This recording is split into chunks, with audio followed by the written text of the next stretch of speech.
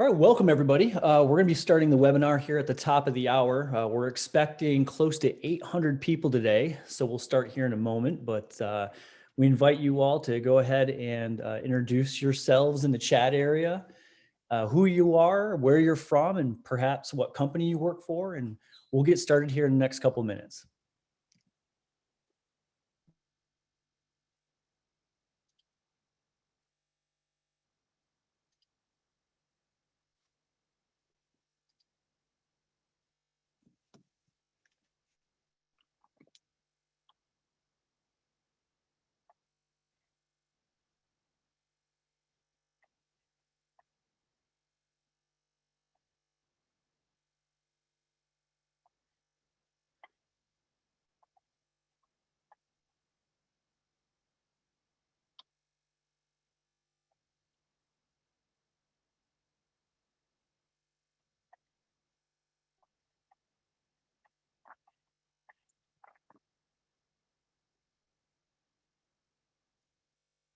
Now, if you guys want everybody to see your posts in the chat, you can click on who it's sending to. You can click panelists and attendees.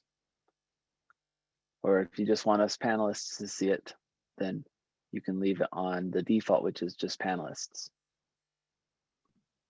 That's a great tip. Thanks, Keenan.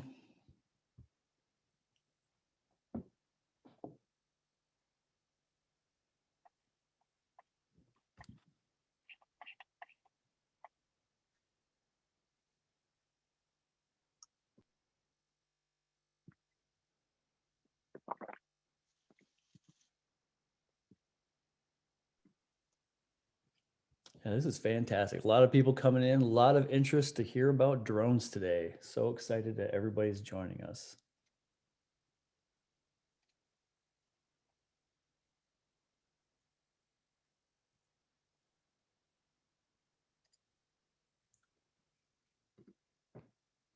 All right, we're right at the top of the hour, so let's get started. Welcome everyone. We're going to be doing today a 90-minute webinar, how to build a solar drone program with SCI partner Scanifly. My name is Chris Turk with Solar Energy International. I am the Director of Marketing and Communications, and today I will be your host. I'm also joined today by our technical moderator, Keenan Maxfield. Keenan has worked on SCI curriculum and the development team here for SCI for quite a few years. He also owns and operates his own design and installation company focusing primarily on off-grid systems. He will be handling all of your questions and answers in the Q&A today. And we have with us today Jason Steinberg as our expert presenter today from Scanifly. He'll further introduce himself here in a minute and kick things off. For those of you not familiar with SCI, we're a nonprofit educational organization. So basically we are a school focused on renewable energy and specifically solar energy education. And this year we are super excited. We are celebrating our 30th year anniversary. So we've been doing this a long time. And I know a lot of you that are on this webinar today are current students and past alumni of ours. So thanks for joining us.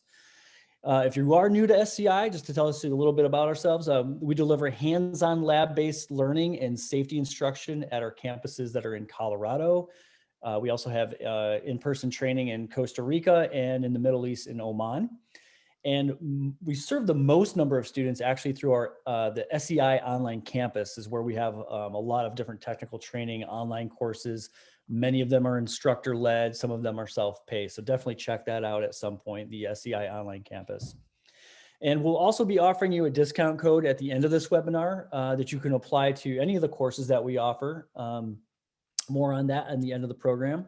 So a little housekeeping before we get started. The presentation today should last an hour and a half. It is being recorded, which I'm actually making sure, I'm glad I said that to make sure the recording button was actually pushed. So it is being recorded and you will get a YouTube link after the end of this session, as well as a Scanify publication that'll take a deeper dive into the technical topics that we're going to be learning about today in more detail. You will also receive NABCEP credits for this training if you stay long enough, stay through the entire training all the way to the end. During this presentation, you can ask questions via the Q&A section. You can find it at the bottom of your screen.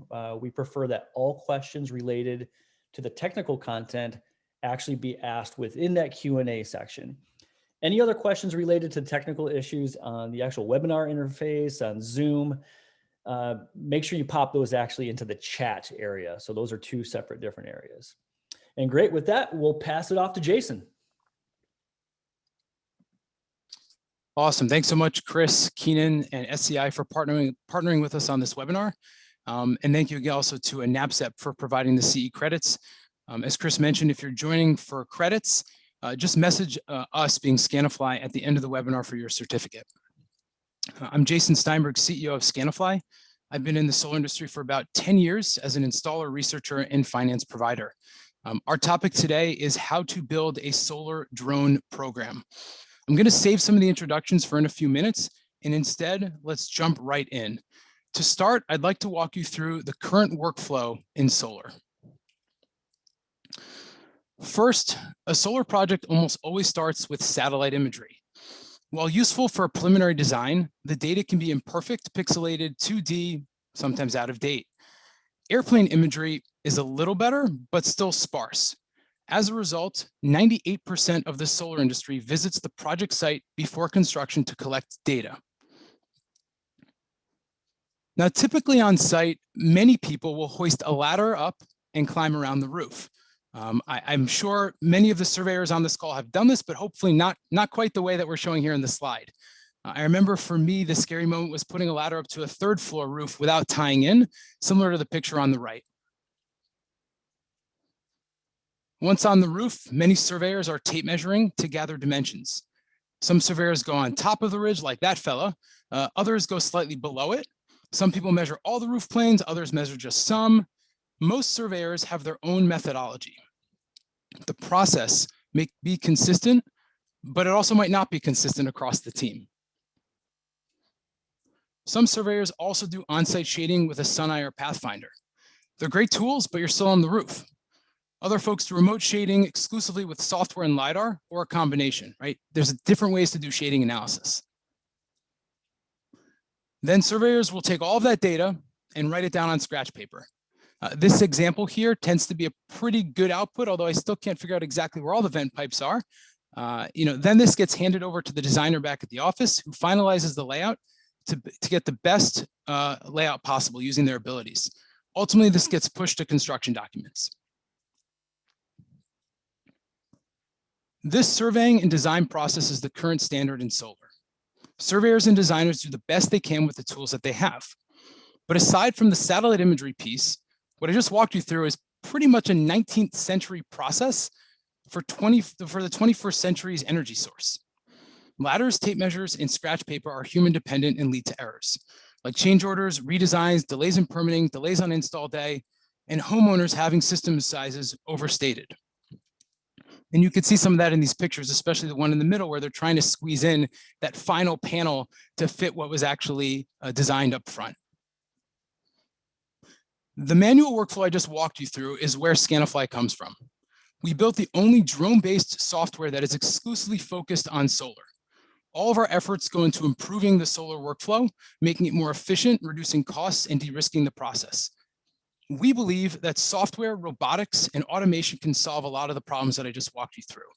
We believe that the solar industry is ready for better tools and for better technology. At Scanifly, we have customers across the US and in over 18 countries outside the US. Instead of the manual surveying and design process I outlined, these contractors are flying a drone on site and then using 3D modeling tools to streamline their design. Contractors are saving up to 90% of their time on site, and in some cases, tripling or even 5xing their surveying capacities. They're staying off the roof in almost all cases until construction and getting perfect and consistent measurements. Scanifly also has the only drone-based shading tools approved by regulators and lenders like the California Energy Commission, NYSERDA, MassEC, Austin Energy, and others. And a bit about who we are as people. Almost everyone at Scanifly is a former surveyor, designer, project manager, or installer. As a team, we have a combined over 5,000 solar projects under our belts, and we've experienced the best and worst of the solar workflow that I just showed you. We know firsthand what the industry is going through, and some of us have fallen off ladders, some of us have burned our forearms on the asphalt shingles in the summer or frozen in the winter. So we really understand this workflow from a very personal level. And I don't know too many software companies that can say that. We get it, and we are from the industry just like everyone else who's on the call here. So here's our agenda for today. I just shared with you the anecdotal piece for this to set the scene. After that, I want to walk through the data that will backstop it. And then I'll bring you into the world of drones. First, I'll discuss licensing requirements. Then we'll talk about how to actually start your program. We'll go over how to fly and discuss weather and airspace. We'll also talk about implementing and rolling out your program across the company. And we'll close with an extensive panel discussion and Q&A. For a sneak preview on the panel, we're going to hear from 3 people. First, we're going to hear Garth Reynolds, who's currently at Palmetto, and he also helped build Solar City and Tesla's drone program nationwide. We're going to speak with Tim Jackson, who's currently Scanifly's head of customer success. But before that, he built SunCommon's drone program across multiple offices in the Northeast US. And then we're going to talk with Aaron Davis, the owner and president of Firefly Solar in South Carolina, who adopted drones over the last few years. Now, before we get into more of the data, I want to do a couple of polls just to level set, right? It's important that I think we gauge where everyone is coming from and also give a chance for us to learn from each other. So I'm going to release a couple of polls now, and hopefully you guys can all participate. All right, so the first poll should be up in front of everyone. Which one of these best describes your perception of drones before signing up for the webinar? Maybe you didn't think much of it, like the first option, right? You just wanted to learn more and see what was happening. You could have thought it was really cool technology, but not much else than that. Third option, I've seen this application in solar, but I don't know where to start. And the last one is, I've used drones in solar, but want to do more. And then there's another one for other. So I want to get a sense for people's familiarity with drones and how it ultimately fits into the workflow for them now, but also hopefully after the webinar. We got a couple more people signing up and also filling out this first poll. We'll give it another second or two. All right, we're going to give it 3 more seconds. We still have some people filling it out. If you need some time to think about this, that's okay. All right, we're going to end the poll now. All right, let's take a look at the results. All right, so it seems like we have a pretty good breakdown for everyone who's on the call here, on the webinar. We've got about 25% or so, 26% that this is really their first introduction. And almost half at 42% has seen this application in solar before, but doesn't know where to start. So that's great. Hopefully that means you've come to the right spot. And then a good number of people, almost a quarter, have used drones in solar. So hopefully looking to unpack that a bit. So this is a very diverse group, which is excellent. Okay. We're going to launch our second poll now. So before the webinar, if you had to select only one application for drones in solar, which would it be? Now, I know there are different ones, and these are the 4 different ones that are the most commonly thought of. But if you had to think of just one, what would it be? Is it going to be marketing photos, which is kind of the most, what we've heard of as one of the most common ones? You know, it's that finished shot of the project that you put on the website for the homepage or you hand over to the customer. Site surveying is the one that Scanifly most resonates with. Construction reporting to figure out the progress of a system, or infrared scans like thermal applications. So which ones of these most resonate for what you're thinking? We're gonna give it another second or two, and we'll close up the poll. All right, let's close it up and share the results. All right, this is actually pretty surprising for me. So that means that we have an audience here that is pretty informed as to hopefully the benefits of drones in surveying and other applications, particularly surveying. So I don't know if that's a bias that Scanifly is the one who's putting on the webinar, and, or just this is something where the industry is getting much more knowledgeable about the different applications. A year or two ago, this answer was almost 90% on the marketing side. So I think this is a real testament to everyone here on the call, but also to the growth of technology in the industry. So a pretty good distribution, but definitely heavily majority at site surveying, which is very interesting. I actually thought it was going to be marketing first, infrared second, but cool. Hopefully we'll get a chance to learn from each other on this. All right, last poll. Appreciate everyone's participation, and then we'll get into the data. Okay, let's launch it. Here we go. So this last question is the following. What do you anticipate to be the biggest challenge when building a solar drone program? I'm trying to get at the perception coming in of, what are the anxieties? What do you think the big blockers are, the inhibitors to doing this? If you're already doing drones in your process, fill this out, but fill it out with kind of what were those blockers when you started, right? That you thought of. This is all a perception question. We want to understand at Scanifly, but both for the industry, like what are the perceived challenges that you think are, insurmountable or challenging to actually do a drone program at your company or in your business or in your day-to-day activities. All right, we'll give it another couple of seconds. We've got more people filling this out.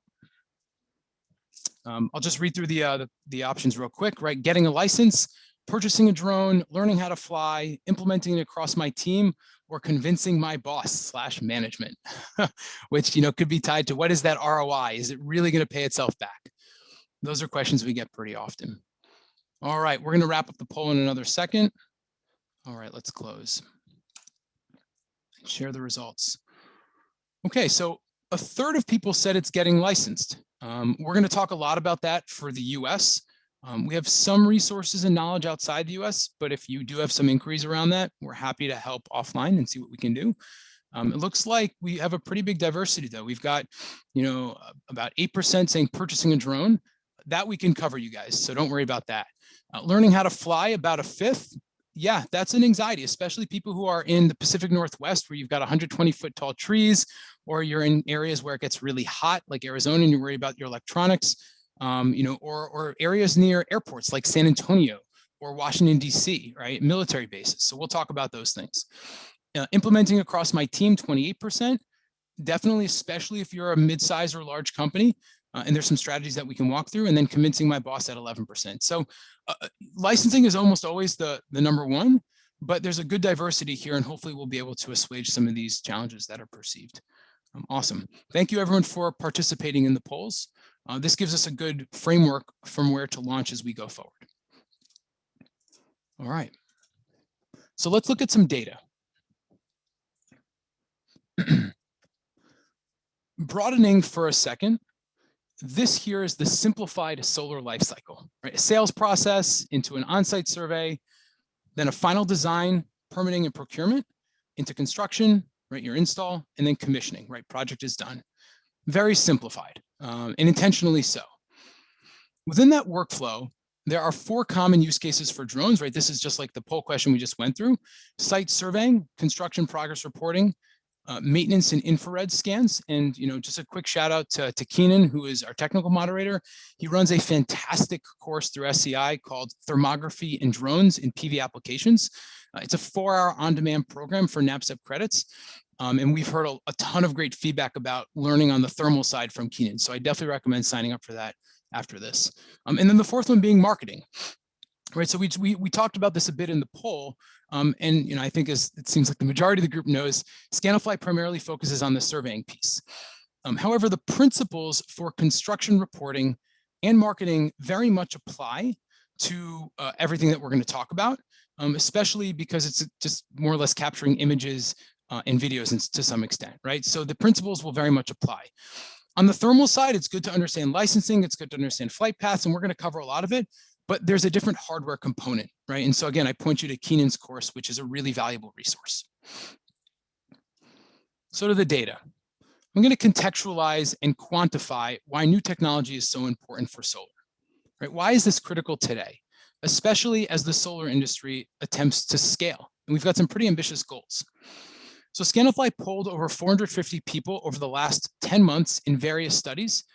And this is some of that data. You can also find some of this data in an ebook on our website called the Surveyor and Designer Outlook, right? And so you can pull all these charts and analysis on our website.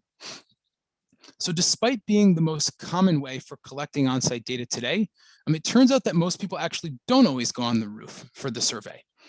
Less than 40% of surveyors go on the roof every single time. The majority go on the roof most of the time or rarely, with almost 10% never going on the roof to collect data, right? So in one instance, like this makes sense. For those of us who have been on the roof, like, if you can avoid being on the roof all day, you'd prefer it. So we understand also that surveys take a while.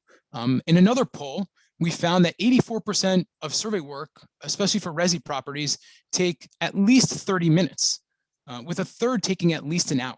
So not only is the roof not really people's favorite place to be, but also it takes a long time to do a survey on the roof. We also learned that many surveyors survey alone. A lot of our team members experienced this firsthand at Scanifly before joining Scanifly. As a result, 76% take shortcuts during the survey. And again, you can't really blame the surveyor, right? And this represents the 76%, the top 3 bars on this chart. Imagine a 40-degree pitched roof, maybe not using a harness because you're saving time, being in a remote area with bad cell service, right? So you understand why people would take a shortcut.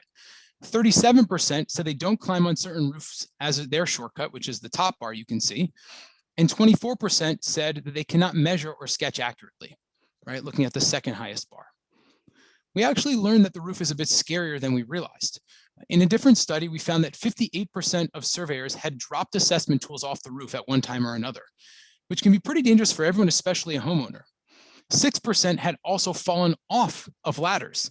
Luckily, on the polling that we did, no one had fallen off the roof. But again, it's not the favorite place to be if you can avoid it. Let's leave it at that. Now, when we spoke to designers at solar companies, about 21% said that the surveyors provided perfectly accurate data. And again, this is not to knock surveyors, okay, just to be clear. It's not their fault, right? 71% said that the project data was almost or usually accurate enough, right? So I believe that the industry needs to ensure surveyors have better tools, and therefore the designers will have better data, and allowing surveyors to do their jobs more safely and more reliably, and that allowing the industry to scale. So here's the issue in summation. When speaking with solar professionals, we asked what % of projects require redesigns. 44% of respondents said just 1/10 of projects. It's the light blue bar towards the bottom. Now, this sounds like a small number, but one really bad redesign or change order can ruin a contractor's reputation in a local neighborhood. And referrals are the #1 source of good business for contractors, right? So a redesign could have larger ripple effects than we realize. 19% of people said that 1/4 of projects require redesigns, and more than 20% of people said that 3/4 or more of their projects had some form of a redesign or change order. That's the top 2 bars combined. So the takeaway is that accurate enough is probably not good enough as we go forward as an industry. There are still workflow inefficiencies, and getting reliable data is key. So, given the solar workflow that I shared anecdotally, and then the data we just reviewed, I think we can agree that new tools are needed in solar. And obviously that's why I'm assuming the majority of you are joining us today. We believe that drones and software are that solution. And with this foundational thesis, let's jump into building a solar drone program, okay? First, you'll want to get the requisite licensing up front. In the US, that is the Part 107 license. We recommend doing this as the very first thing in the process. Scanifly is partnered with the Drone Pilot Ground School for study materials and offers a discount to sign up. Studying usually takes 15 to 20 hours and covers several topics, including weather, airspace, flight operations, emergency procedures, and aeronautical decision-making. To be eligible to take the Part 107, you have to be at least 16 years old, able to read, write, and speak English, and be in physical and mentally fit condition.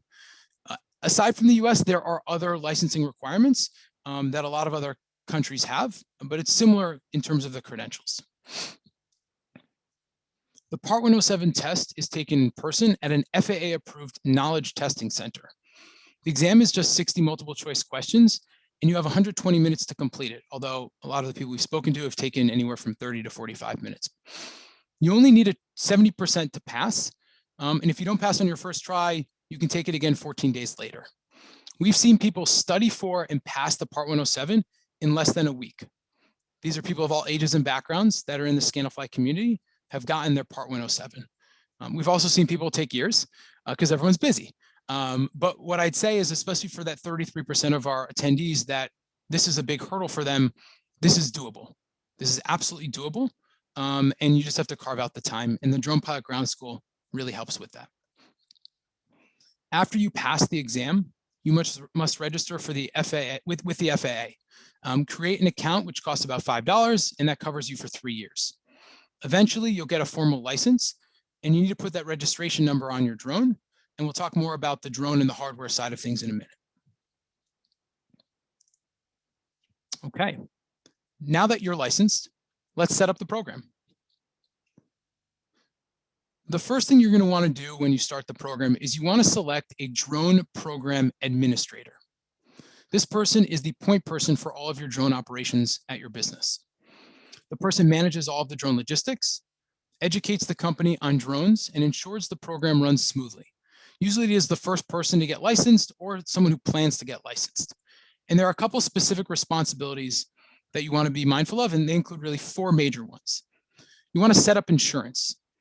This should entail covering any accidental loss of or damage due to the drone and legal liability arising out of drone ownership. This can be tied into the company's insurance plan.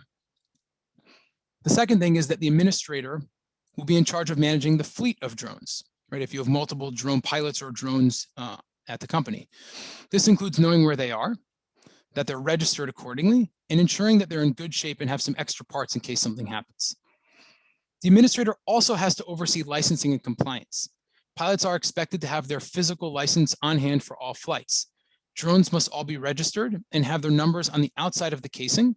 Pilots must comply with local restrictions and regularly inspect their hardware for defects. And the last thing the administrator should be in charge of is maintenance and repairs. So it is usual that the drone administrator sets up that relationship with a repair shop. There's companies called Drone Nerds, DJI Repair Services an option, even the Geek Squad in some locations at Best Buy has some repair services, right? So you want to have that relationship set up in advance, ideally. Next, you're going to want to buy your drone. Consider the following options. For imagery and 3D modeling purposes, we recommend the DJI Mavic 2 Pro drone. It's the best combination right now that we've seen and tested with for a combination of automation and obstacle avoidance for the cost. We also recommend the DJI Phantom series, the Mavic Air from DJI, or the Skydio 2. Really, any drone that takes a geotagged image can work. We do not recommend the Mavic Mini, Zoom, or Spark. They're less expensive, right? They're inexpensive drones, but you're really not going to get the automation benefits that you're going to look for, and they're not as durable. They're not as professional in our opinion. So it's worth spending a little bit more for the right drone for your business. Other drones like the Autel, Parrot, and Unique drones are ones that we have a little bit less experience with. They should work, but we have less experience using them on our side, and they're much less commonly used. When it comes to flying your drone, there are also a handful of free third-party apps that you can use. Flying can be done almost entirely or fully automatically. We recommend the DJI Go 4 app for most DJI drones when flying at residential properties. And that comes, again, free with your DJI drone. It has a ton of automation benefits. For commercial flights, there are a couple of options. Drone Deploy and Pix4D both have free apps that are pretty good to set those flights up automatically. To ensure a successful rhythm with your drone program, we also recommend a variety of accessories, and these will depend on your site and your market. Traffic cones, drone launch mats if you don't have good takeoff conditions, an orange safety vest, sunglasses, right, in case there's glare, you got to watch the drone, a car charger, and extra battery packs if you want to really survey to scale. These will all allow you to go above and beyond in your operations and to show a high degree of professionalism and authority when you're on a site. We also have a handful of customers that don't do some of these things, and that's okay, right? It has to work for your business and your local market. But to go above and beyond, these are the things that will separate yourselves from a professional and an authoritative perspective. And you'll decide what's most important given your business application and the environment you're in. All right, you've got the license, you've got the hardware. Let's get into how to fly now. So just to recap, I think we've said this now twice, but there are 4 common uses for drones and solar, right? You've got marketing, construction, construction progress reporting, which are the simple photos and videos. Thermal is something you should ask Keenan about, right? It's not really as applicable to our ecosystem at Scanifly. Our focus is site surveying, and this is what I'm going to talk about for the next couple of slides here.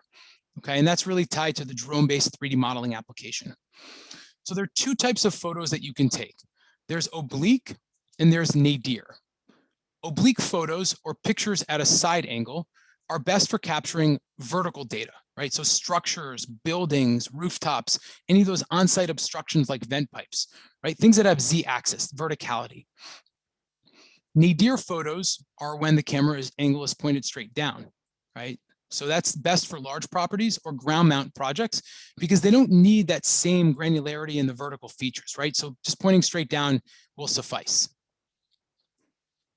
Now, these photos come from two types of flight paths. First, for residential and commercial sites, we recommend a point of interest flight path, which consists of orbits or circular shaped flights at an oblique angle. This shape is best for capturing structures on a property, right? So the z-axis of DG projects, of Resi and CNI projects, or the verticality as I like to call it, right? It's key that for creating super accurate 3D models, you're going to use the point of interest or POI formation. The second option is what's called rasterized or grid pattern or lawnmower, right? As long as it's making lines across versus in circular shapes, that is noted for larger scale sites, right? Large scale commercial projects or ground mount locations, right? These are common where nadir photos are used, okay? You can see both types of shapes in the images here. Each blue dot represents a drone photo, just for your context about how the photos are snapped. For residential properties, you'll probably want to take 100 to 250 images. For larger sites, you'll go with 300 to 750 images.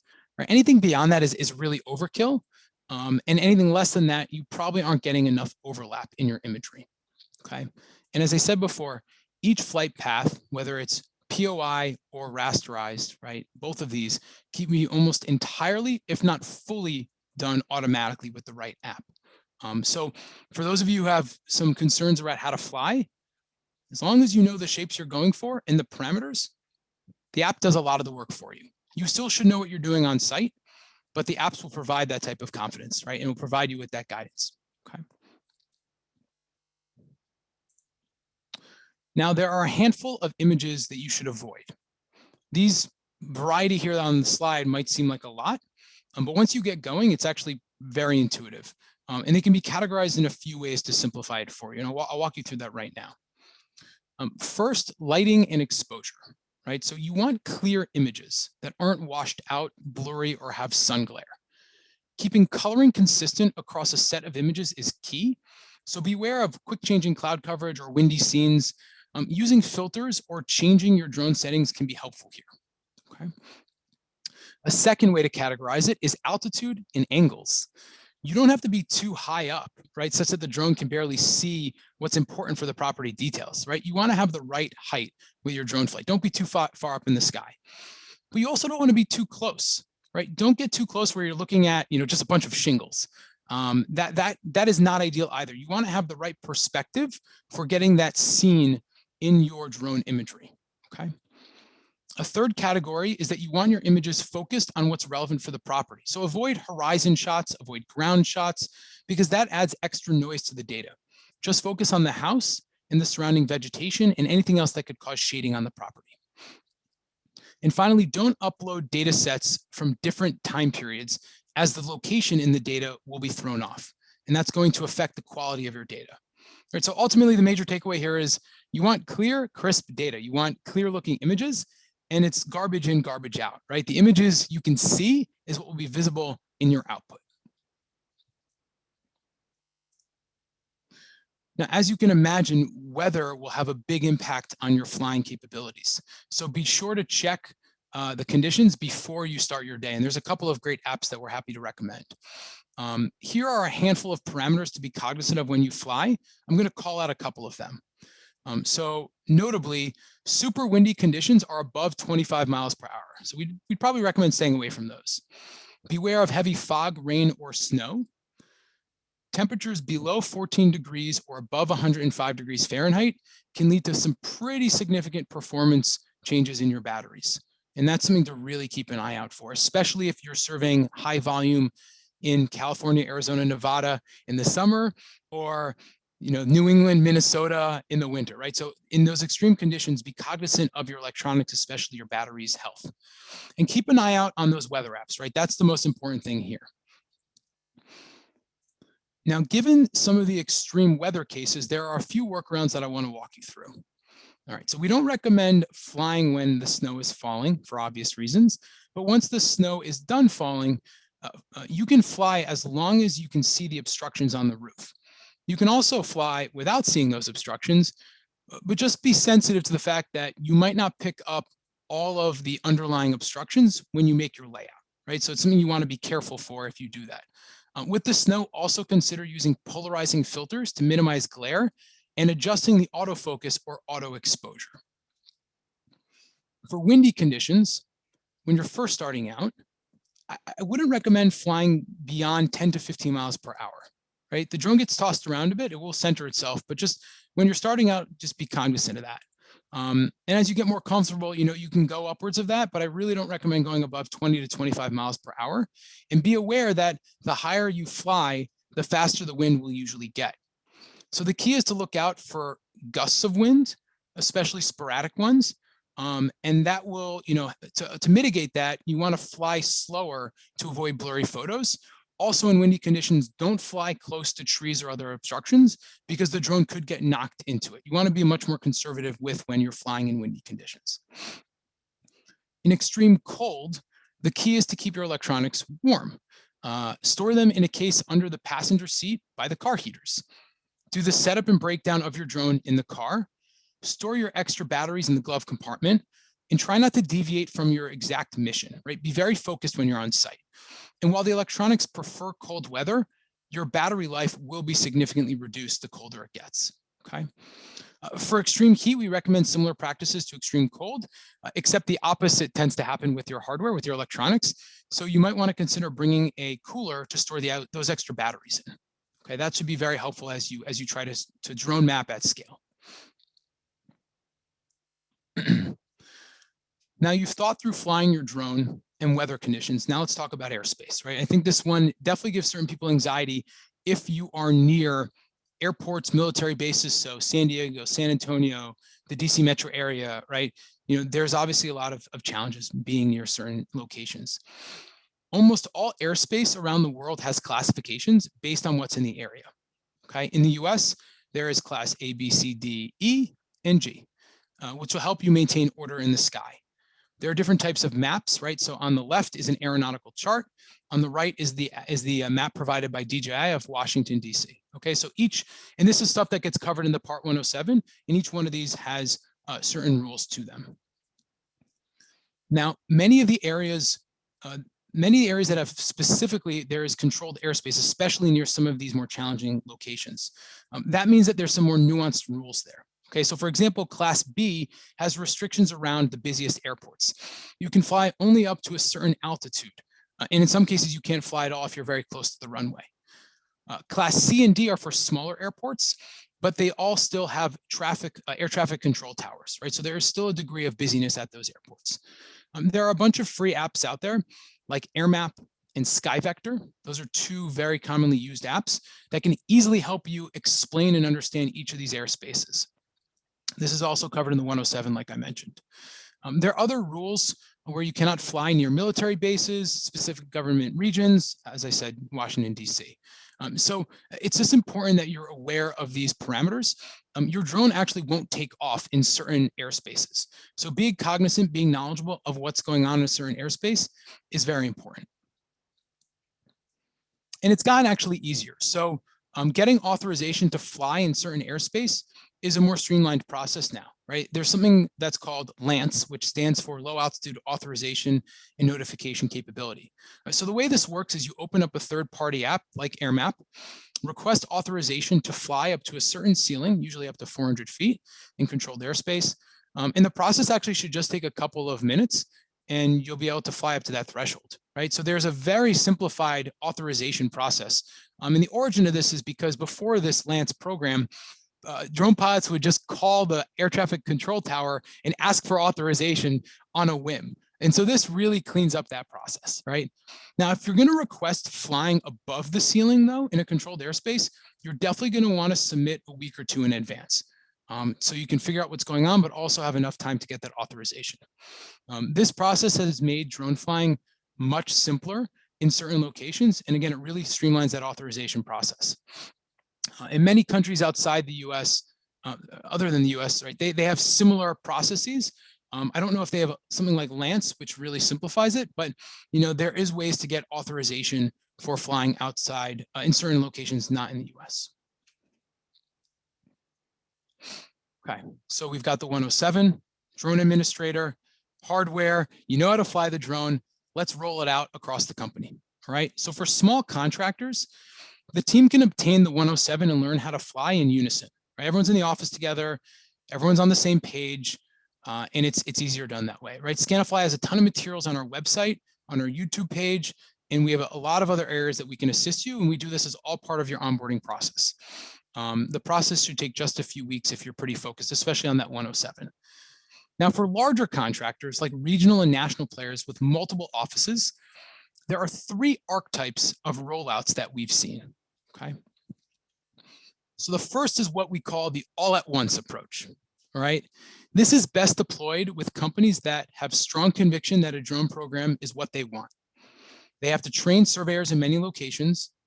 Ideally, they want a quick, unified, and controlled deployment. They want to get this done and want to get it out to all of their team. And these companies emphasize training, and the Part 107 is central. They're doing this by the book, okay? It tends to be the biggest companies are very strict in that regard. Also, money isn't an issue for these types of, for this approach, right? Let's get everyone together in person. Let's centralize that all at once approach, okay? So cost is not as big of a concern versus just getting this rolled out quickly, okay? So how does this play out? The first 4 weeks, you're studying for the Part 107, ordering drones and passing the exam. You can see that the Part 107 and exam fees here in the chart, right? So the for the curriculum, that's the Drone Pilot Ground School 225 with the discount. The exam fee is either 173 or 109, depending on where you take it. And what we recommend for the drone is the Mavic 2 Pro. And that is about $2,000 for the drone and accessories. Okay, other drones can cost a little bit less or a little bit more, but that's a good safe number, is $2,000 for a great drone. All right. Then in week 5, under this approach, everyone who passes the 107 gets to gather in person for, we say roughly 2 days, 3 nights. Sorry, 3 days, 2 nights. I budget that at roughly $1,000 for the company. So that's flight, hotels, meals. Everyone gets together in person. And for a centralized training, and again, a quick deployment, everyone learns together. I've heard some companies do this in Vegas, which I definitely find is the best way to go about this. Although people's personal budgets might be a little bit more than what we're budgeting for here. So keep that in mind. All right, so what are the pros and cons of the all-at-once approach, especially if it's in Vegas? So first, this approach creates an immediate rollout, right? You can automatically turn on those benefits, okay, of using a drone. Everyone is also unified in best practices, capabilities, and camaraderie. It's a ton of fun, okay? You can also manage quality control. You're training everyone at the same time with the same principles and learning from each other. And the last thing is there's this degree of fear of missing out, of FOMO, that gets everyone focused, everyone serious about this, and the Part 107 becomes a priority, right? It motivates the group together, it mobilizes the company, right? So there's a lot of excitement around this. On the con side, on the negative, this does create a company-wide, albeit temporary, but a company-wide workflow disruption, whether it's people studying kind of nights, weekends, or a couple hours during the day, or for that in-person training could take out a couple of days to a week if travel is important, right? So that's a big decision a company's gonna have to make in terms of workflow.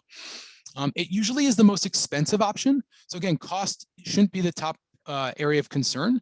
And it's a big logistical lift, right? So you're not just getting everyone drones and trained, but you have to plan those couple of days to get everyone together. And so that's something that, also is, I'd say could be a negative depending on how you feel about the group gathering, okay? The second option is the decentralized approach. This is kind of the polar opposite to all at once. This maintains the same first 4 weeks for the Part 107 and getting the drone as option 1. But for week 5 and beyond, it's a bit different, right? So usually a strong field supervisor, head of operations, right, the head of the drone program is on staff, and he or she travels to each location and helps deploy the program in a phased approach. Okay, so that's why we've highlighted the yellow line here in the chart, because that is the travel budget for roughly, let's call it one person. Maybe that's even a little bit less, but that's kind of the fly in the morning, fly out in the evening, right? It's a quick training session, right? You can increase that if you want to do 2 days, 1 night, right? But you're in essence flying one person to all the locations. So depending on your company size, you want to decide if that makes sense or not. This tends to be a more phased approach. Often, you're starting this out in one location, one office that has conviction about drones, and then you're expanding it to other locations as the solar business gets confidence and conviction and really wants to start incorporating this throughout the process. Okay, the approach doesn't create a full disruption to the workflow as well. So let's look at some of those pros and cons. On the pro side, it's lower risk, lower cost for rollout. It's a phased approach. So you can fine tune as you go. You can learn best practices as you go. There's reduced disruption to the company-wide workflow. You're not sending everyone to a certain location in a week, right? You're doing it in a phased approach, and this could be done in a much more digestible way for certain companies. One person does all the travel, right? And that person's probably traveling between locations anyways, so it's okay.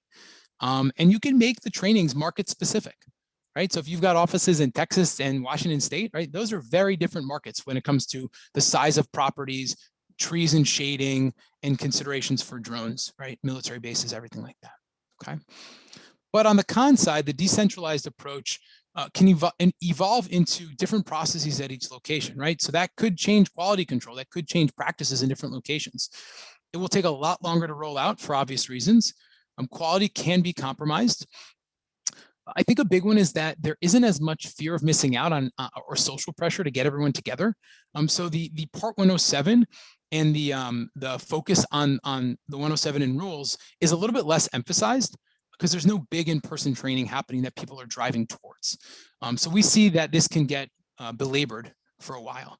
And then one person doing all the traveling can be tough, both on that person, but also has the risk for cost overrun, right? So getting everyone together in person is definitely the most expensive off the bat. But if it takes a while to roll this out and you have one guy flying to every location, that could end up being more money, right? Depends on the company, okay? One more approach, option 3, what I call the hybrid approach, okay?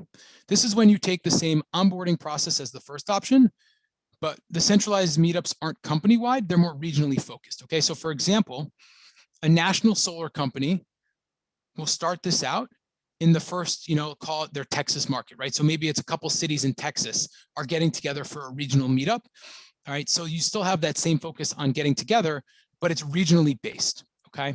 This is best used for companies with strong conviction on deploying drones, but still want to do a phased approach. It's for companies that have different locations with varying nuances, right? So different markets to consider. They want to minimize workflow disruption across the whole company, but still maintain the Part 107 as a critical area of focus, okay?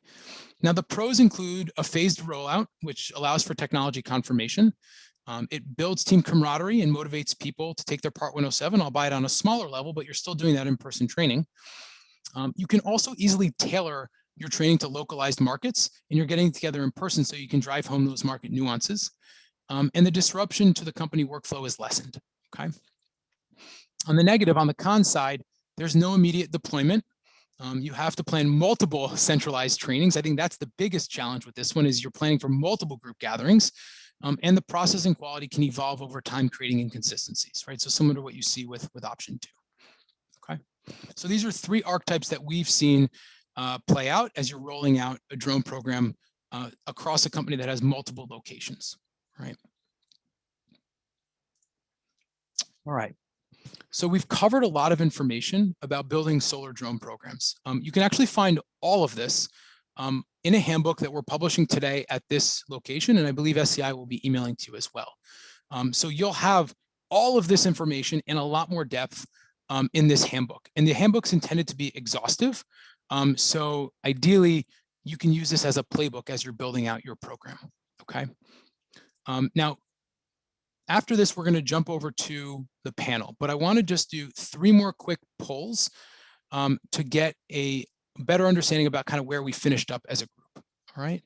So the first of these last 3 polls, I'm going to launch it here on our side, is this one. So now that we talked a bit about costs, I would love to know, what do you think of the costs related to launching a solar drone program? And this is, we've talked about them. I'm curious to see how this matched your expectations, whether it's the cost of the drone or the training, the curriculum. Obviously, the different approaches add different cost variables, but very curious to understand where the group nets out with, all right, is this really too expensive or very expensive, or is this something that's more inexpensive and is definitely palatable to take on? So we'll give her another couple of seconds to fill this out. All right, one more second. Okay. All right, so it seems like almost 2/3 of folks say this is in line with expectations, but a third feel like this is expensive. And that is absolutely the case compared to kind of the current manual workflow and the current process. You're adding a piece of robotics and hardware. So yeah, the expensive side is definitely understood. Interesting that there's some folks on the margins here, but it seems to be kind of right in line with what we typically expect. Okay. Let's go to the next question here, number 5. So how quickly do you think you can earn your money back on a drone program, right? That upfront cost that we just talked through that some folks find expensive, not expensive, or in line, how quickly do you feel like you can earn that money back? What is that ROI on a drone program? All right. So that's what we're looking to figure out right now. So is it 1 to 3 months? Is it 4 to 6 months, 6 to 12 months? Are you looking at 1 to 2 years or 2 years or more, right? And especially when we speak with certain decision makers at solar companies, this is always the first thing that people ask about, right? What is the ROI of doing this? Why should I do this?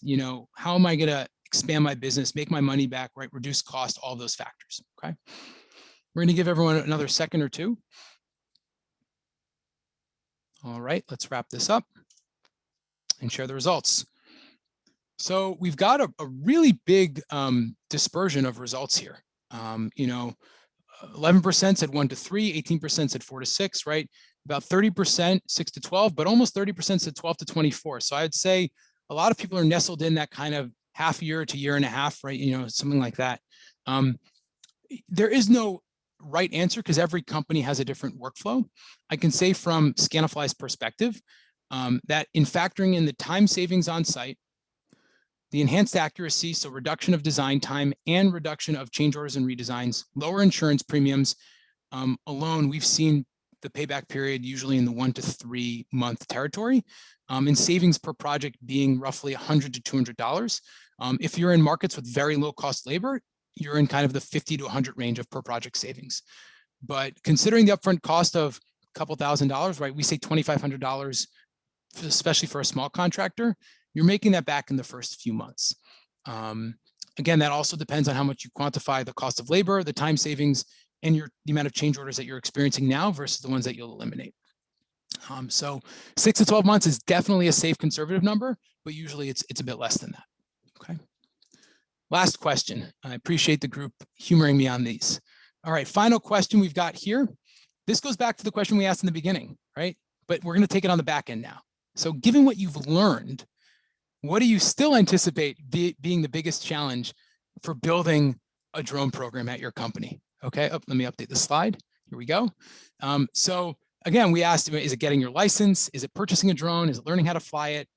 Is it implementing it across your team, or is it convincing your boss/management? Okay, and it's going to be interesting to see compared to what people said before versus now after you've learned some of the new things, if that has made it a little bit easier. Okay.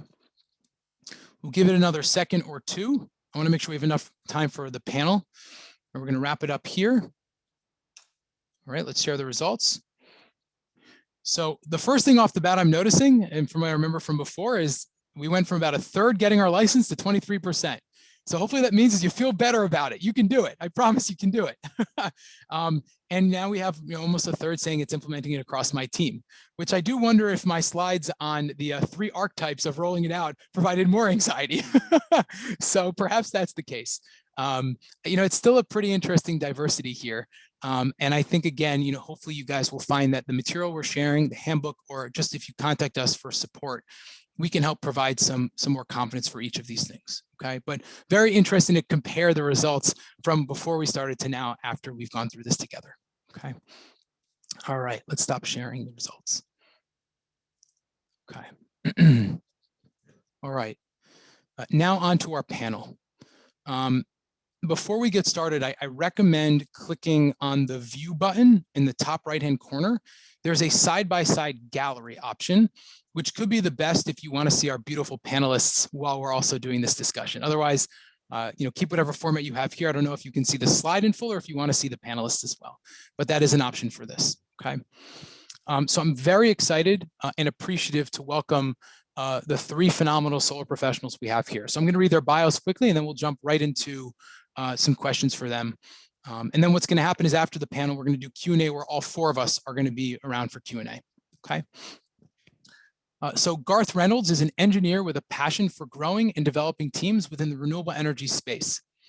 At Palmetto, he is responsible for the site-specific data that drives design decisions to deliver a successful installation for each customer.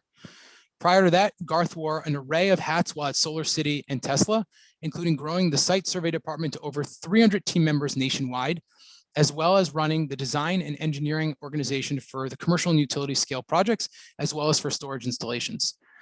Garth has always been interested in collecting data from the field. Prior to entering in the renewable energy industry, he worked as a sale designer for North Sales, where he designed sales for the US Olympic team while optimizing their performance by creating an on-the-water data acquisition system. That sounds really cool. Awesome. Thank you for joining us, Garth. Next, we have Aaron Davis, who is the president and owner of Firefly Solar. He began his journey in the solar industry when he moved to California in 2014. He worked in solar sales for one of California's largest solar companies at the time. And after a year or so, he moved into a sales management position with a company that was expanding into other markets. This is what brought him to South Carolina in 2016. Soon after moving, he opened up Palmetto State Solar, which recently rebranded as Firefly Solar. And since opening in May of 2016, Firefly Solar has expanded into both North Carolina and more recently into Georgia. And lastly, we've got Tim Jackson, who has been at the crossroads of drones and solar for the last 6 years. He currently is Scanifly's VP of Customer Success, where he supports Scanifly's users across all applications on how to use drones, navigate 3D modeling software, and create fulsome solar layouts. Prior to Scanifly, and I think what's really, really exciting for this dialogue, is Tim was the site engineer and solar designer at SunCommon based in New York. His responsibilities included evaluating commercial sites and designing full plan sets for commercial and residential projects. Tim was originally part of Hudson Solar, which was merged into SunCommon, where he served as the company's lead evaluator and drone pilot. And he built that drone program throughout the company over those years. Tim started his career as a salesperson at Sungevity. He is a NABCEP associate, NABCEP PVIP, and is also an FAA Part 107 certified pilot. Okay, so I've intentionally structured this panel to include individuals from a variety of backgrounds. So we have folks who have been at national solar companies, regional solar companies, and local ones. And we also represent a variety of geographies across the US here. Okay, so again, I want to profusely thank our panelists, and then let's get into some exciting discussion, guys. So here's my first question to the panel. All of you used to survey the manual way, okay? And then you migrated to drones. So let's start with the former, right? That manual workflow. Tell us about your experience just doing the manual survey work.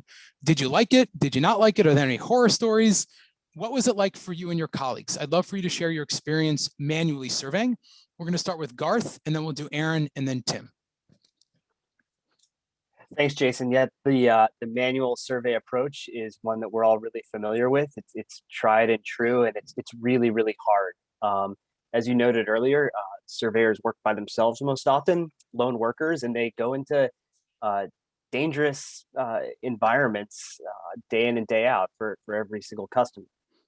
So any opportunity to improve the safety and improve their well-being and make it easier for them to get home every night is something that's really, really important to me personally, and why I have become involved with drones and additional tools to help them. It's hard. It's the data comes back incorrect sometimes, which means the design is incorrect, which means the installation can be incorrect, and that a customer, when they're getting their solar installed, it's a really awesome day for that customer. And when you show up and you can't fit the modules on the roof because of an error somewhere through the process, that ruins their day. It turns it into a really awesome day for the customer. And so the drones are certainly an awesome improvement for that. Awesome. Aaron, what about you? Yeah, I mean, just to sort of echo what Garth said and what you said earlier, it's very much the same kind of experience. You know, I started in sales, and then when I started this company, you know, you sort of go from doing one thing to doing everything. So I learned how to do site surveys myself, and I hate being on roofs, and I hate it for anybody else. You know, it isn't safe. It's you know, there's inherent risk there. And any opportunity to get somebody off a roof to be able to, you know, replace what they were doing with a better option is something I will always look for. So there's that, but just that, you know, like you said earlier, a very simple basic roof is still going to take at least 30 minutes on the roof, and more complex ones, cut up roofs, could take 2 hours or even more. Whereas pretty much every drone survey is sort of between 10 to 20 minutes. So I'm eliminating risk, I'm saving time, which is money, and then also not having somebody on a roof saves money on the insurance side of things as well. So I'm coding them differently in workers' compensation, which saves me a ton of insurance. So yeah, the difference between having to get on a roof and not having to get on a roof is multifaceted in terms of its benefits. Awesome. Tim, what about you? What was it like for you on the surveying side? So I think I was a great evaluator, but I'm a terrible roofer. And it turned out, I wouldn't say I have a fear of heights, but I took it very seriously. So I got to a point, it was a little excessive. I would take a throw bag, I would toss a throw bag, which is like a waxed line. People in the tree industry would know what they are. And I would throw this over the roof, run to the other side and take my rope. And then I'd, you know, tie my rope to that and then pull it back across. So I have a rope, you know, tie that to some part of the house or a tree and then climb up. So I'd be roped in technically from the ground, which, you know, if I were to do that as an installer or any other job, I mean, maybe a different company would have fired me because I took so long with that process. But it was definitely a fear-based motivator. At that time, I was using the Pathfinder originally, and then the Suneye after. So not only you have to do all that process, but you have to carry something with you and take a phone and take a photo of the Pathfinder. At one point, I made like a wooden frame that I would put all of that in, and I could just say capture, and so it's like to look at that process and compare that, you know, with where we ended up at the end. You know, it's uncommon where they are now. It's just a totally different process. You know, being able to just take out a drone and fly. You leave the site with photos instead of a scrap piece of paper with a bunch of dimensions on it. So I would say for me, it was a night and day difference to go, you know, from one end to the other, and it definitely helped with my fear of being up on steep roofs. Thanks, guys. Let's get into the drone side a bit more. So I'm going to start with you, Garth. You were at the forefront of Solar City's scale. I know you remember you telling me kind of the number of people you guys hired over a short amount of time. I'd love to get a sense for the first time you considered or learned about drones and the potential for their impact on the solar business. Well, Jason, you brought up my sailing background and history, and what I did there is I put cameras on tops of masts of sailboats to collect photographs at 1 photo per second to document their flying shapes. We then used photogrammetry to process that in real time and understand who was going faster during a test, which that ultimately turned into Olympic medals. When I got to Solar City, I thought of it as the same problem. I thought of it as, how do I acquire the data from the field when the field is different every single time? So instead of having masts to mount the cameras, I intuitively thought of drone as being the right tool to do that. And so in late 2013, we started playing around with drones and understanding like, what's the potential here? Can we prove the concept from a technology? Can we build it into our workflow? We were already operating at a pretty high scale, but bringing in something new is there's a high level of change management. So I was scoping that out and understanding how that would potentially weave into our process. Turned out back in 2013, 2014, the drones were so expensive and no one was really doing the software side, the modeling side. And it wasn't something that we needed to take on fully in-house from a tech development side. So we proved the concept that it could work in 2013, 2014, but we waited to fully implement until about 2016, 2017, when prices had come down, and there were more companies such as the ones you listed on the third-party free app slide that were doing that type of work, where it was easier to get into it from the tech side. And what about you, Aaron? So for you, when you're starting Firefly, you've seen the business evolve over the last few years, obviously. When did drones fit in? How did it fit in? When did it come to the picture? I purchased a drone. I got the Mavic 2 a few years back, or whenever that first came out, and I got it mostly for marketing purposes, so I could get great photographs and stuff. But I'd always been looking for software that was suitable for solar site evaluations, and everything I ever looked at was mostly designed for roofing, and didn't have the accuracy that we needed. So I'd been looking for it for a while, and I forget when I first came across Scanifly, but whenever that was, that's when I first started using it for site evaluations. Because again, everything I'd found at that point was it was good for measuring square footage of a roof, but it's not going to give you down to the inch accuracy with bent pipes and things like that we really need in solar. But again, to answer your question, I've been looking for it for a while, and so when I found it, it was great. I think that answers the question. Yeah, and were you doing marketing photos to start? Yeah, exactly. That's originally why I bought the drone. It was for that reason. So I was, and we still use our drones for that, to get some really good shots for social media or website or whatever. Yeah, it's fascinating to hear the arc of the evolution from Garth to Aaron, and both the early days of drones. You both seem like pretty early adopters to finding more solutions today. I think it's helpful to see that technology adoption curve. For sure. And Tim, I know you've always been into tinkering and building things. When did you first fall in love with drones and realize their application in solar? So this is a shout out to BJ's Wholesale for having a great return policy. That's what convinced me. They had one on the rack. I was at lunch. I saw it. I had no idea. It was totally, I want to take nice photos. I think drones are cool. I had no idea what the potential was. Similar to Aaron, started doing some marketing photos. Actually, my first shoot, I broke the SD card in half after returning. So that was not, the best move on me. So it was a little bit of a rough start. Quickly started to think of different survey applications, and actually downloaded like a panorama stitcher, was trying to figure out, what if you make a huge panorama, can that model a site? The spoiler alert, no, you can't do it that way. You can if you make a model using something like Scanifly, but you can't just stitch together a panorama. Gets in a little bit of GIS and surveying type stuff. It was really, just a lot of tinkering and doing trials of different software and all this. This is before Scanifly existed. And I was kind of trying to piece together a different workflow with, okay, how do I capture the site? I didn't have any training materials. I had to figure that out. And then what do I do with those photos? And then what do I do from there? And so I was trying to piece together this whole workflow.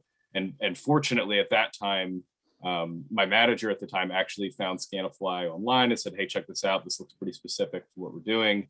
And it kind of saved me a bunch of headache, because at that point, we were just doing a really rough workflow, and Scanifly just took care of all of the the automated portion of it, so we could just focus on flying and then doing the solar design after. So it was similar to Aaron in the starting with marketing and not quite realizing. I think it sounds like Garth kind of knew the direction of photogrammetry and that word photogrammetry before, so that was really useful. That would have saved me some time as well. So yeah, kind of a hybrid of both of theirs. Awesome. Does anyone want to add to what Tim says and talk about their first experience flying drones out in the field for your companies? Any good stories that you would like to share, or experiences that you had in those early days of flying? I would say it's the Mavic 2 is surprisingly simple. That said, I have had some accidents with it, but you get a little cocky and take risks. But it is surprisingly simple, and I when I first got it, I went on YouTube. I looked at a bunch of different videos to sort of learn the different features and how they worked. But it is prior to flying that, my only other experience with any kind of flying thing was my nephew's little remote control helicopter, and that was impossible. So that's what I was expecting, honestly. And then when I got the Mavic 2, I'm like, oh, this is really easy. So yeah. That's awesome. The expectation management there is superb. Garth or Tim, anything to add to that about your first flying experiences? Sure. So when we decided to actually implement this, we partnered with a drone company. It was doing a lot of the software work for us, the photogrammetry software work. And they were really helpful. Like they were critical in getting us up to speed because we ultimately trained employees that were not drone pilots. They learned this. They studied for the Part 107 through an online training course. They were all successful in passing the test the very first time. So to everyone's point at the initial poll, one of the earlier polls during the webinar, it's super doable to take an online training course and pass the test.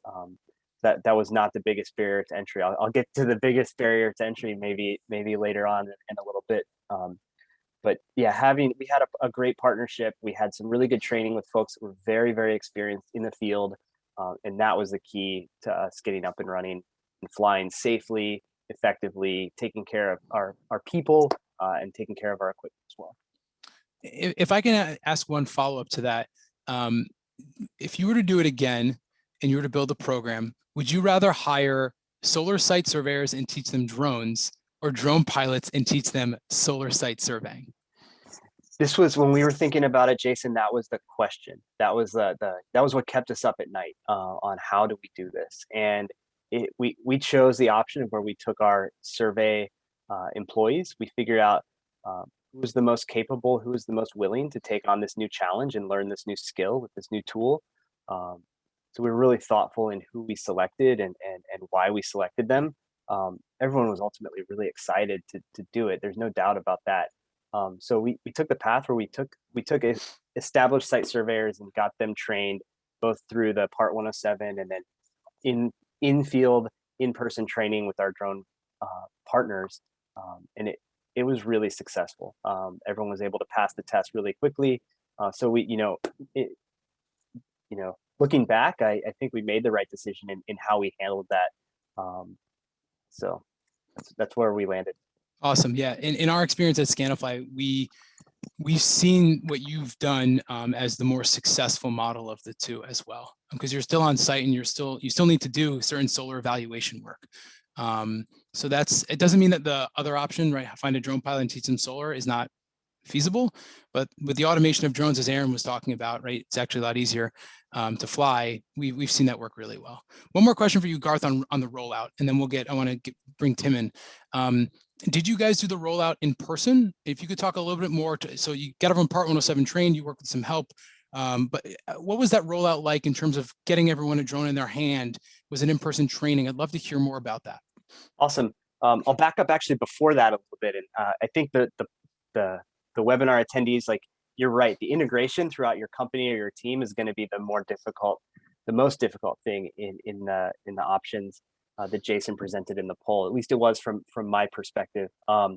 We had a really specific use case with bringing a new product to market with Solar Roof, and so we had what we thought was a really low tolerance for accuracy. We wanted our measurements to be accurate in a linear dimension to less than 1 inch, and not just less than 1 inch, but it's less than 1 inch when the computer, the machine that's doing the calculations, they don't know where to start and stop the tape measure in that point cloud. And that's really, really hard, because when you think about a roof and the facets of a roof, they're defined by only a few points, a few dozen points at most on the largest roofs. And a point cloud will have millions and millions of points, all with XYZs. And so one of the hardest things for us to figure out was that machine learning behind what data points in that point cloud do we need to get rid of, and which ones do we need to define that roof and the obstructions that are on the roof. And so figuring out where to start the tape measure and where to end the tape measure proved to be a really difficult technology task. But once we figured that out, once our drone partner that created the software figured that out, let me be really clear about that. It was how do we integrate that deliverable? How do we integrate that 3D model into our workflow for designing solar? So that included the folks from our drone partner. It included our site surveyors. It included our design personnel, PV designers at Solar City, and essentially figuring out how to bring that workflow in and turn that 3D model into feedstock, if you will, into our design software. We had over time built a really sophisticated PV design software on top of AutoCAD. It was entirely custom, entirely proprietary. It worked really, really well and was continually iterated on. And then when you throw in this new thing, this change from getting the site information through the drone and the deliverable that brings online, that's another opportunity for issue or inefficiency. And so we had to be really thoughtful about that integration. Above all, it was the people, selecting the right people. You mentioned having a drone champion, a program champion within your organization. We had that as well. And that was a really key part to making sure everyone was on the same page, whether they were an internal stakeholder in the company or working with the external drone partner that we had. And again, selecting the surveyors that were most capable and most willing to take on this new challenge was really important. We started with 5.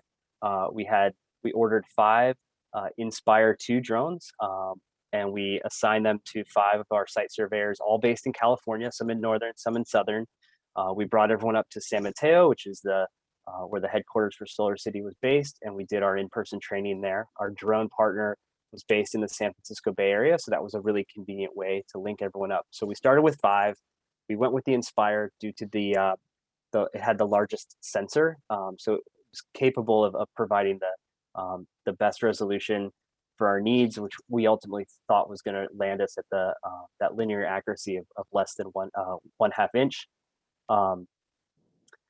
Again, our drone partner was really helpful and critical in getting our 5 employees up to speed. And then after they got up to speed, they became trainers themselves. They became experts, and we leaned on them. We utilized them to then travel out to our regional areas as we expanded to the East Coast. So after we had those 5 surveyors or pilots now up and running successfully with some flights under their belt, some projects under their belt, they then went to the East Coast and helped to train and expand. And we added another 15 pilots through that process. And they were all trained through our initial 5 pilots. So kind of that hybrid, it really matches up to that hybrid approach that you defined, Jason. Garth, that's awesome. Really appreciate you sharing kind of the full step-by-step approach. And it's fascinating to hear how thoughtful you guys were on the software side, knowing that pieces directly in with the training as well. The train the trainer is what I call kind of the 1 to 5 to 15. And we've seen that really fit nicely into the hybrid archetype as well. So really appreciate you sharing that. Tim, I want to bring you in because I know you've been the trainer and the training and done the training as well, as you took it from Suncommon as one person, Suncommon New York, to multiple people, to then Vermont and expanding it. Can you walk us through what that rollout looked like? Yeah. So I think and Garth touched upon it in his description. I think what I've seen is one of the most important things is you upfront, you make sure that everyone has the materials to train. So that gives an appreciation, I think, of things, like what goes into the Part 107. You have to watch some videos about what it looks like to fly to site. Read this guide on how to do it. So I think it's a little bit, by the time they actually go to touch that drone on that first in-person demo day, it's a little bit annoying for them because they're like, I haven't even flown a drone yet, and I might even be a pilot at that point, and I know all this stuff. When am I actually going to fly it? So I think front-ending a lot of that information, it shows that it's a serious process. There is a workflow you have to follow, and then they're finally ready to touch the drone, and you go in person. I think whether you do it with 5 people watching one person or any kind of combination of that, I think it's really important. I go every single time. I find a park that is nearby to the office, that's a public park, make sure it has good airspace, and just a lot of simple takeoffs and landings so everyone can see this is what it looks like to operate a drone. And I think Aaron had mentioned earlier, he bought the Mavic 2 Pro. The Mavic 2 Pro has so many sensors on it, and it's so basically it's a smart drone. It's able to essentially fly itself. So I think that's usually what I notice, stands out, is you have these pilots that have all this knowledge. They're quizzing each other on, what's Class B airspace and all these other, really specific drone rules because they're happy they just learned all this. And then they're seeing the drone and they're realizing, like, wait, I don't even really get to fly the drone. The drone does most of the flying for me. So, up front, looks like in the survey was agreed as well. I think a lot of the fear of a drone is, how can I fly it? How difficult is it? Do I get licensed? And you realize getting licensed is really easy. Flying it's pretty easy. And I think as Garth had mentioned, it's more incorporating it into your workflow and figuring out what deliverables do you need? What is your specific workflow, or using CAD or using SketchUp? How many pilots do you have? How many designers do you have? Where do you want the model to be transferred between? I think, once again, it seems up front that the drone is going to be the difficult thing to figure out. And it certainly, you have to spend the time to do it. But I've, never had a pilot fail the Part 107 test. Never had a pilot crash. Still don't believe they've ever had a crash up to this point. So while those things do happen, and there are, some complexities around getting the program actually off the ground, I think a truly successful drone program, it's more about the implementation and kind of that back end, and what does your workflow look like?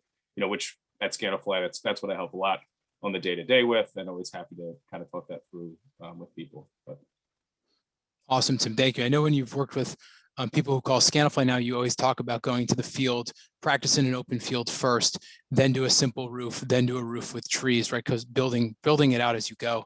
For us, we do almost all of our drone training remotely. Our team is a remote team at Scanifly, and what we've learned is as long as people learn the materials, it can be learned remotely, and that's really a testament to the drones are pretty automated at this point, right? The sensors are amazing, as you heard from Aaron and Tim and Garth's reaction on that technology expansion. I want to make sure we have enough time for everyone else to ask questions. So we're going to do a quick lightning round and then wrap up, hopefully in the next couple of minutes. So I hope you guys are ready. We're going to do a couple of quick rapid fire questions, quick answers. We'll do it in the order of Aaron, then Garth, then Tim. Okay. So first question, lightning round. What is the maximum number of roofs you have surveyed or a colleague has surveyed in one day? And just for context, the Scanifly record as of today is 26 sites by Daron Yasur in Israel. But curious for you guys, what is the maximum number of roofs you've surveyed in one day or a colleague has that you've heard of? For me, I think 3, but that's mostly due to the space between each location, drive time. Awesome. Garth? We can't compete with Daron. We did 8 in one day. They were all close together, to Aaron's point, but we're also doing the structural, the attic information, the electrical information as well. Yeah, it's a great point on the internal. Tim? Yep. So I would say similar answer. We would do full electrical, structural, everything. So I think maybe a handful at the highest end. Yeah, 3 or 4 because of the drive time and everything else. Yeah. Awesome. Yeah, I know that there's a big difference if you're doing just external versus external and internal, right? So that is a big factor, but we've heard numbers in double digits in a lot of cases. Next question, lightning round. Again, order Aaron, Garth, Tim. What is your drone of choice for solar jobs and why? Right, we've talked about the Mavic 2 Pro, but just real quick again, what is your drone of choice for solar jobs and why? Mavic 2 Pro, definitely. A, because I haven't used anything else, and B, because it works just fine, so I'm not looking around. So nice, man of commitment. I love it. Garth? I think I mentioned earlier, we started with the Inspire. That was based on our tech requirements. However, our drone partner did us a real solid. They outperformed in their photogrammetry processing and were able to step us down to the Phantom P4P, and that was a much lower cost model compared to the Inspire. Less moving parts. It didn't have the arms that went up and down like the Inspire, the legs rather. And so that was an awesome win for us, and still maintaining the service level that was required. So for me, it's the Phantom. Fantastic. Yeah, Phantom 4 is a real workhorse. That's a great one. Tim? Yep. Similar. I'll do a combination answer. The most generic, if anybody's listening to this and they're saying, what drone do I buy? Buy the Mavic 2 Pro. You won't regret it. If you want to have a back pocket answer, the secret one is the Phantom 4 Pro V2, as Garth had mentioned. It's a little bit larger. If you're going to be carrying it in and out of sites, go with the Mavic, but the sensor's slightly better. So yeah, I would have to go Phantom 4 Pro V2. Awesome. This question is a bit more nuanced, but this is something that we're starting to think about more at Scanifly as the industry is starting to evolve. If you were a hiring manager today, and Aaron, you are in this capacity, and you needed to find a surveyor, would you pay more for someone with a Part 107 versus just hiring a regular solar surveyor? And I'd be curious to see how much more. Yep, I probably would. I don't know how much. I would need to do some research on that. But as it is, people that we've brought in since we've been doing this, we've paid for them to go through their Part 107 training and licensing anyway. So either way, we're sort of coming out of pocket. So if they already had that, then yeah, I'd be willing to pay more for that. Awesome. Garth? Yeah, same answer. I'm on the same page as Aaron. It's it's getting the right person in the door to do the job. And then if they have that 107 already and that experience, awesome. And if not, we've proved, or I've learned through my experiences, it's certainly possible to learn that and adopt those skills and take that on. Mm-hmm. Nice. Tim, I don't know if you've had experience in that area, but curious your thoughts. I think the important takeaway is if you have solar experience, that's more important in a sense than having the 107 experience. But I do think that if you had identical people and one person had the 107 and the other didn't, the choice would be for the 107. But it's certainly, if you're out there and if you're NABCEP certified or something similar, I think getting the 107 wouldn't be an issue. So it's an asset to have, but not required. Yeah. This is something that at Scanifly we're going to look into more, and so look out for some more research. But we've done some polls in the past, and when we polled a couple hundred people, we found that like 1% had the Part 107. So I think there's a lot more room to run in our industry.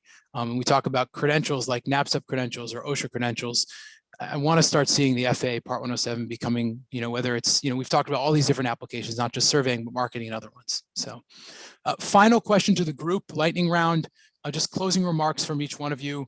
Love to hear your thoughts, recommendations for people who are new to this.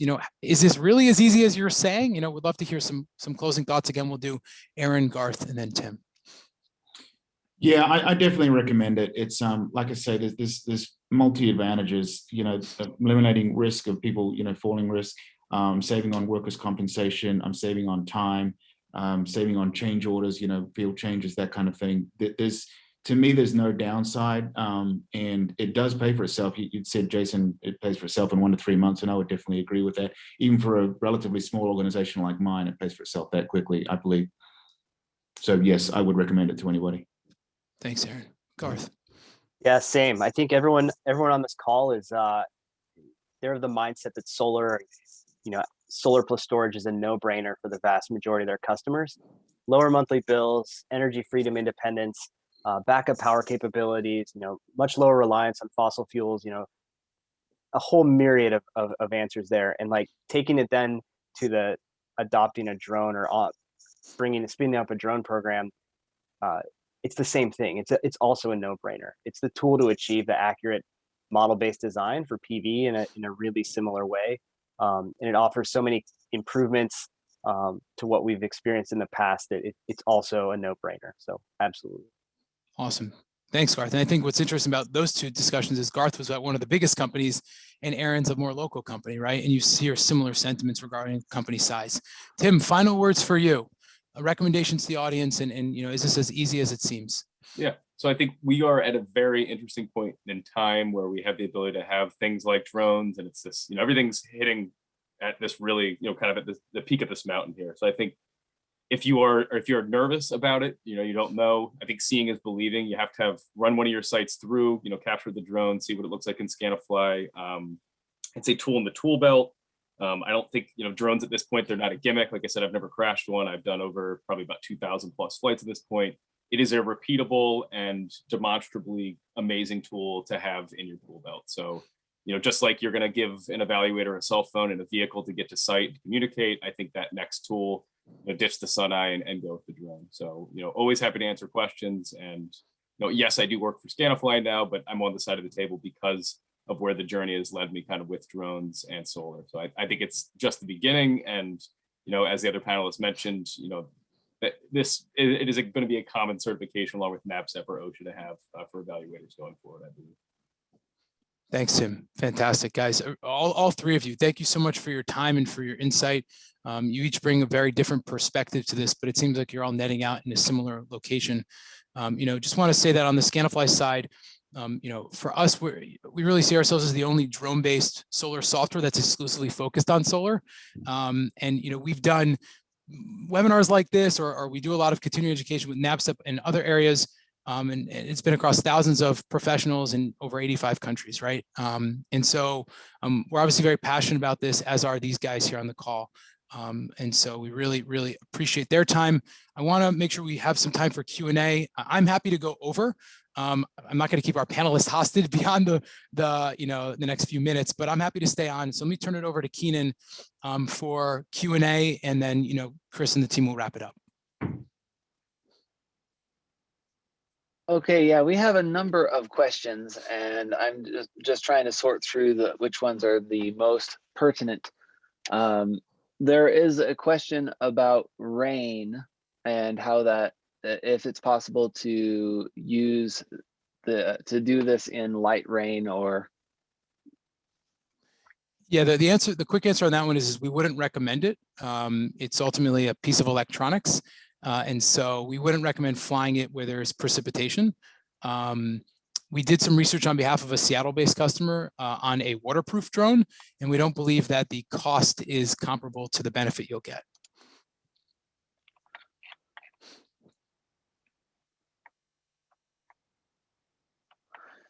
Awesome. And then there's somebody wanted, excuse me. I just lost my spot while I was scrolling through. There were a lot of questions that came in, so. No problem. If you, Keen, if you want to pull up the next question, I'll say this if people have to hop at the end of the call. We'll go through the questions and we'll respond to all of them if we have your email address. So if your question isn't answered, I'll circle back with you afterwards and we'll make sure we get in touch. Okay, but yeah, any other questions, Keen? We'd love to go through them now. Okay, perfect. So maintenance costs. There's a few different questions regarding maintenance and maintenance costs, and if you want to just quickly mention your thoughts on budgeting for that. I'm going to defer to the panelists on that. Any of the three of you want to jump in and take it?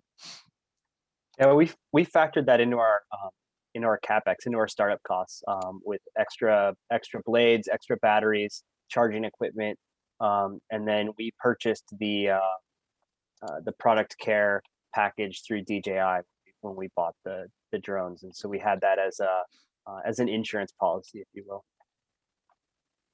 I think it was around, our total budget was maybe 6 or 7% of the total startup cost, but that's an old spreadsheet that's long gone. So that's a total swag for you. I personally haven't had any maintenance costs yet. Well, I take that back. There was one that was really due to damage. I tried to somebody tried to plug the charger into the remote control and damaged the port there. So I bought a new remote control. It's got where you don't need to attach your phone or an iPad. It's all built in. But beyond that, I haven't had to replace blades or anything like that. The batteries I bought up front were still working just fine. So, and I've had it for, I don't know, a couple of years or something. So it's not a big expense, I don't think. Cool. The next question would be, what is the limiting factor on the accuracy of the model? Is it image data quality, or is it the GPS itself, or is it software limitations? And would RTK, for instance, be a significant increase in quality? What we typically say is the most important variables for creating a good 3D model are going to be the quality of your images. So lighting, the clarity you're going to get with your lighting, and the angle of your camera. And so that's going to really help the creation of that 3D model. For most applications, for regular panel installations, a regular drone like the Mavic or the Phantom, like we talked about, is more than enough to get accuracy, which the tolerance is, a couple of inches, 2 to 3 inches across the 3D model. And anecdotally, no change orders or redesigns that you should have. Now for solar roof or other applications, I can't comment on that. So for anything related to Scanifly's ecosystem, RTK is not necessary. But otherwise, I'm going to defer to the group. So, and guys, anyone else want to add to that, please jump in. Yeah.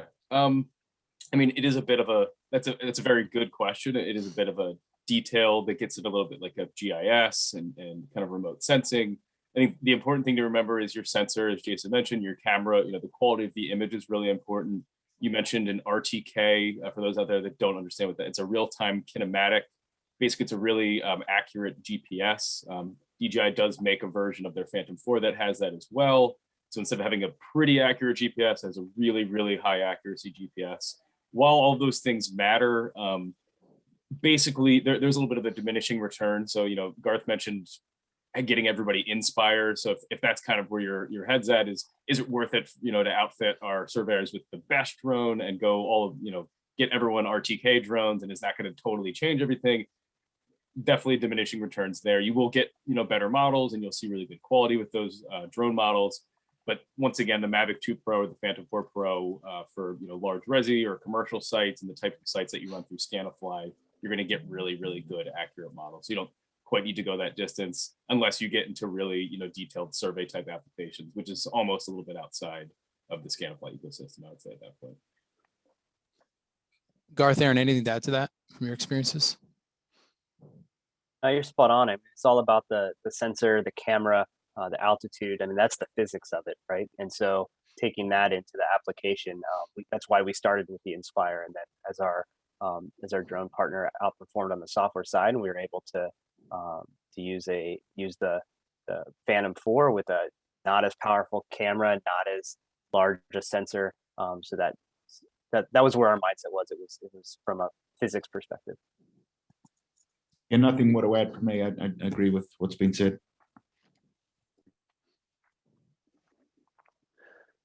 Great. And maybe there are a lot of questions about how to use your software. Maybe you could just mention a resource where people could go to learn more, because we don't have time for those questions exactly.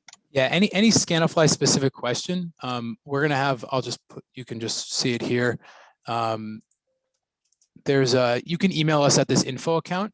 I will happily answer all the questions, but I want to keep this webinar in the spirit of continuing education and not really Scanifly related if possible. So I'm happy to answer all Scanifly questions at that email, and you'll hear from me or my team personally, directly, in real time.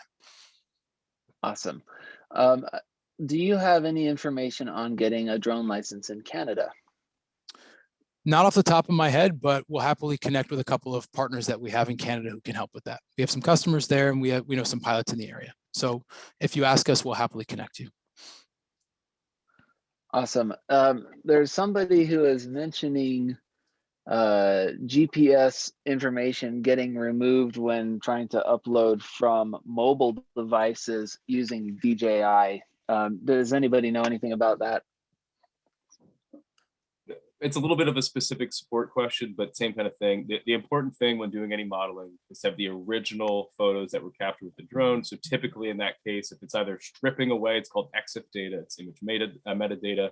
That means it's either the low quality image preview that's stored on the phone, or some method of the upload. I believe like iCloud might rip off some metadata. So it's key. The easiest way is to take the SD out of the card or out of the drone for any application that you're going to do modeling with, and get those really high quality original JPEGs or files off the actual SD card. Awesome. And then there are a couple of people who are asking if drones ever need to be calibrated, or if there's any calibration. I'm assuming the answer is no. So aside the maintenance aspect, that previous question, I would agree with everybody. Like, there's basically no maintenance. If you crash it, you have to deal with it. Now, on the calibration side, especially with DJI, there's a pretty simple calibration procedure for the compass that comes up frequently. It's a prompt. It shows up on the screen. It tells you compass needs calibration. It walks you through. It has a visual guide on the screen of what to do. There's also an IMU on board, and in very rare instances or after a crash, you might have to calibrate that as well. Less than a 5-minute process, super easy to do. So if you want to count those as maintenance, I guess that would technically be maintenance, but it's super easy and doesn't require any technical skill or anything. Awesome. There's a question regarding how long it takes to do a scan. For example, like a megawatt, how many hours, assuming good weather and all good variables. The question specific to a 1 megawatt size project?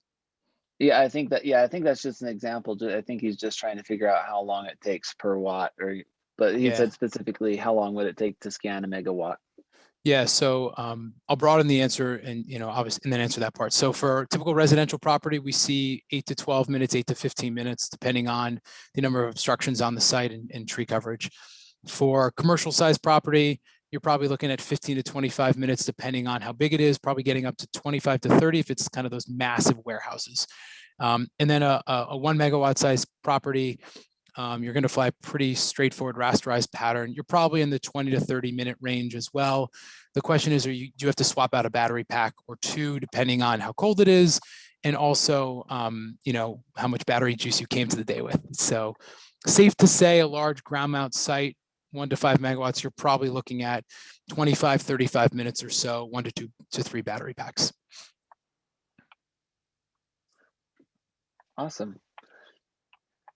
I'm just scanning through the questions one more time. I really think that we have pretty much covered everything. So thank you very much. Awesome. So just a reminder, if you're one more. Yeah. One more person. I've had several people asking about how they are going to get the NABCEP approval. So if you can just mention that. I was just about to say one more it. time. Yeah, Perfect. So if you want to get your credits for NABCEP, just email us at info@scanifly.com and we'll send you a certificate that will demarcate the 90 minutes of joining us here. So message us there. Okay.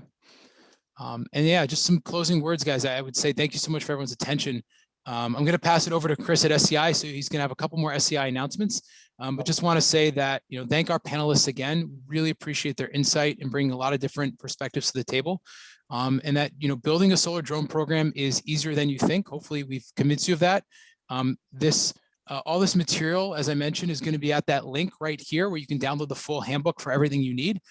And let Scanifly know what we can do to help. Okay, we're here to help however we can, and prepare to take flight. All right, let me turn it over to you, Chris and Keenan, to wrap things up. Awesome. Thanks so much, Jason. A little personal note, I am also studying for my 107 and actually crashed my drone for the first time this past weekend, but it was because I was trying to fly a bouquet of flowers to my wife with my Mavic. So don't do that. So thank you so much for the presentation, Jason. And thank you to our panelists, Aaron, Garth, and Tim. Tons of great information. So in the next 48 hours, you're going to get an email from us here at SCI with a YouTube link with the access to the recording of this session. You'll also receive that Scanifly publication like Jason was talking about. And also, like you mentioned about the NABCEP credits, Scanifly will follow up with you in the coming week with that information. So as a way of thanking all of you who participated in the session today, we are offering a special discount code that takes $100 off any of our 6-week online technical training classes within the SCI online campus that we're going to be starting Monday, May 17th. And that offer will be good until May 21st. So you can head over to solarenergy.org and check that out. And you will just enter the code webinar 100. So all capitals, webinar 100, get that $100 off. We also offer several OSHA funded safety courses, and most recently launched a safety class focused on batteries and storage technologies, which is a really hot topic right now. And don't forget to check out our 1 to 4 hour on-demand continuing education courses.